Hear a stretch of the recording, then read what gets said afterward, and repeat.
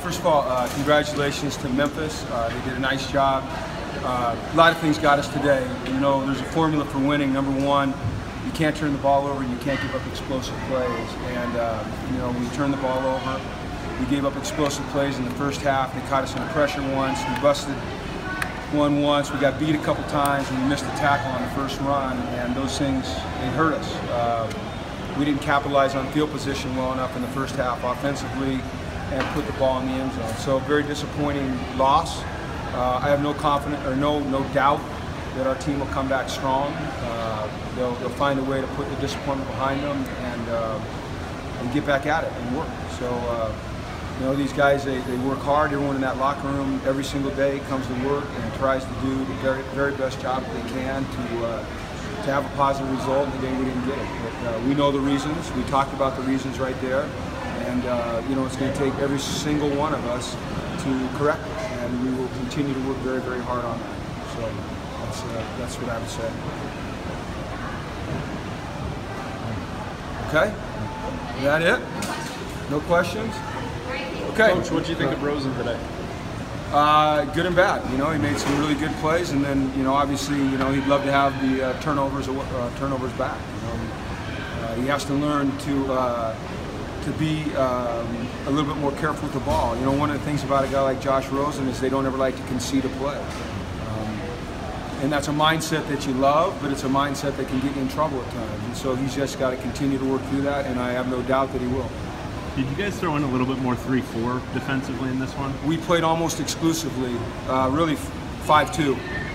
You know, as everyone knows, we were limited personnel-wise on defense, and so we played most of the game with 5 down, 2 linebackers, and 4 defensive backs. We played Jalen and Keyshawn as 3-4 outside linebackers, essentially.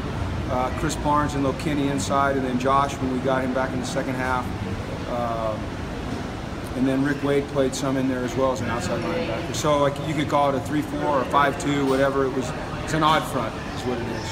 So besides that first run where we missed 2 tackles, we were right there, missed the tackles, those guys did a heck of a job playing the run.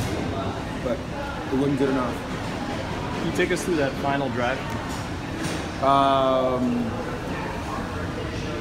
We had it, we were moving it.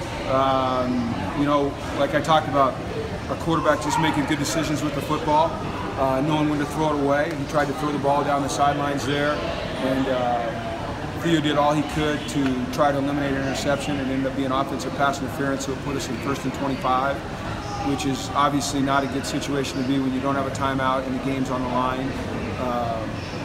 And then we couldn't dig ourselves out of it. You know, I thought Jalen Starks made a tremendous play to get it to 4th and 6 or 4th and 7.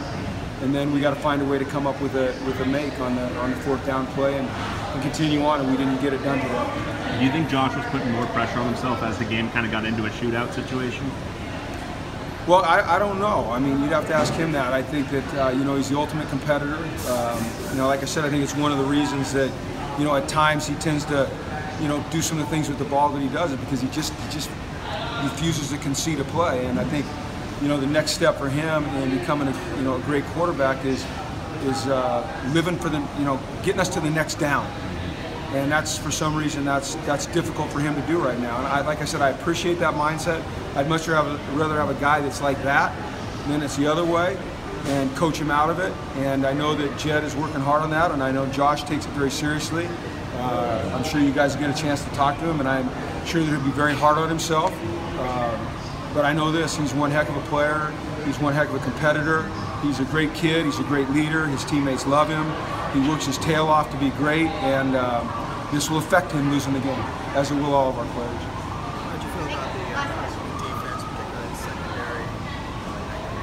Well, you know, the 2 screens weren't necessarily on the secondary. You know, the first one we were in a man pressure, and they came down, they picked Lokini, he couldn't get to his guy. The second screen, the outside linebacker busted the coverage. So those weren't on the secondary, but in general, anytime they pass for that much, you know, like it. We weren't doing a good enough job really of getting pressure on the guy. And they got, you know, those 2 long screens, boy, those really hurt us in the first half. They really hurt us. I haven't got an injury report at all yet. You know, Jalen went out. there. I think it was in the fourth quarter. It looked like it was either his ankle or up in his shin area. I have not talked to the trainers about it. I know he didn't come out. I know he's on crutches, but I don't know what the diagnosis is there. And then Starks as well. I believe that it was something in the knee. Once again, I have not got, there he goes right now, I haven't got a report on what that was yet. I usually get that later. During the game, our medical staff does a great job of taking care of those guys, and then, I'll get the report when I need it. So, all right, thanks everybody.